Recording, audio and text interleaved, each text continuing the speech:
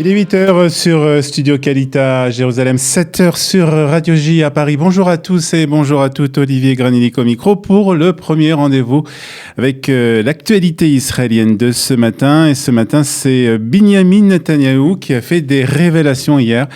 Révélations concernant l'Iran qui aurait, selon le Premier ministre israélien, déployé des missiles de longue portée au Yémen, des missiles destinés à attaquer Israël. Premier ministre, qui est aussi, je vous rappelle, ministre de la Défense, a révélé que les missiles sont destinés à frapper n'importe où au Moyen-Orient. Des révélations qui ont été faites lors d'une conférence de presse commune avec le secrétaire américain au Trésor.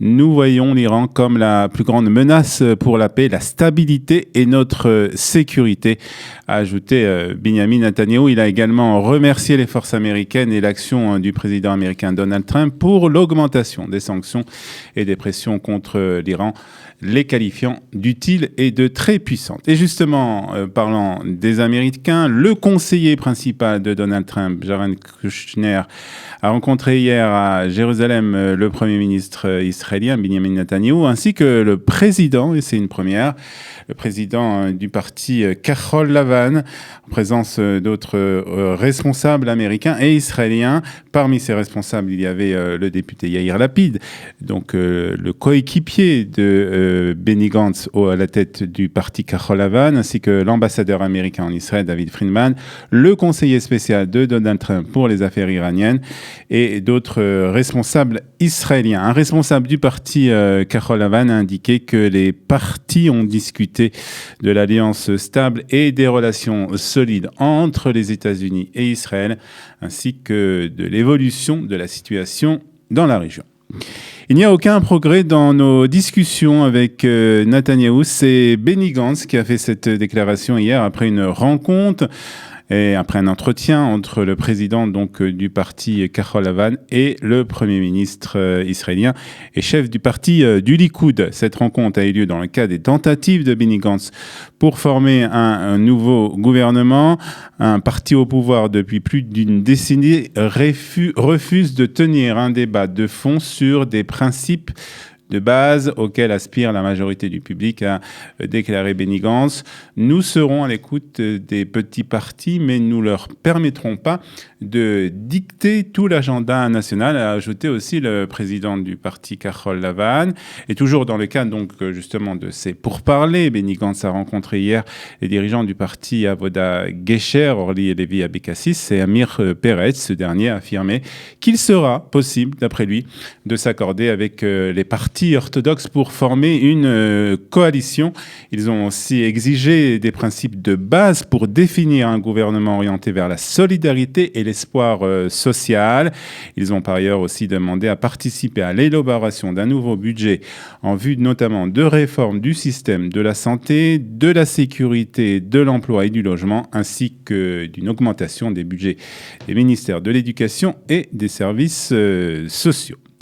Et depuis hier, Binyamin Netanyahou est aussi ministre de la diaspora. Ce poste était vacant depuis le mois de juin. Le ministre sortant, Naftali Bennett, avait été limogé par le Premier ministre après la défaite de son parti aux élections de mars 2019. En plus d'être Premier ministre, il est également ministre de la Défense, ministre de la Santé et ministre du Travail et des Affaires sociales.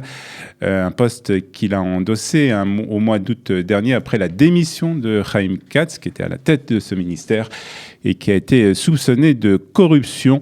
L'un de ses premiers gestes en tant que nouveau ministre de la diaspora a été de s'adresser hier au conseil d'administration de l'agence juive qui se tient actuellement à Jérusalem. Et des policiers ont arrêté hier un jeune arabe qui est soupçonné d'avoir essayé de poignarder des soldats dans la vieille ville de Jérusalem. C'est ce qu'a déclaré en tout cas la police.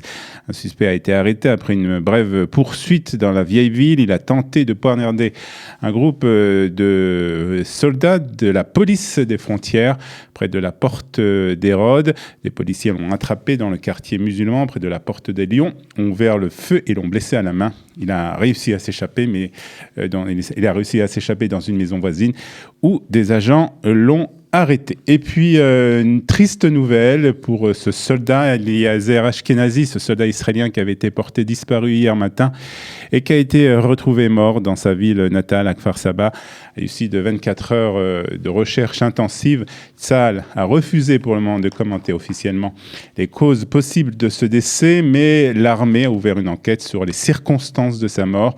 Mais il n'y a pour le moment aucun soupçon d'acte criminel ou de motif nationaliste, a dit un porte-parole de l'armée. Nous terminons par la météo de ce mardi 29 octobre. Nous sommes aussi Rosh Chodesh Cheshvan, donc Chodesh Tov à tous. Les températures prévues sont en baisse pour aujourd'hui. Il fera 25 degrés à Tel Aviv, 20 à Jérusalem, 28 degrés à la mer Morte et 29 degrés à Eilat. Nous nous retrouvons à 8h30 heure de Jérusalem, 7h30 heure de Paris pour la revue de la presse et des médias israéliens. Tout à l'heure.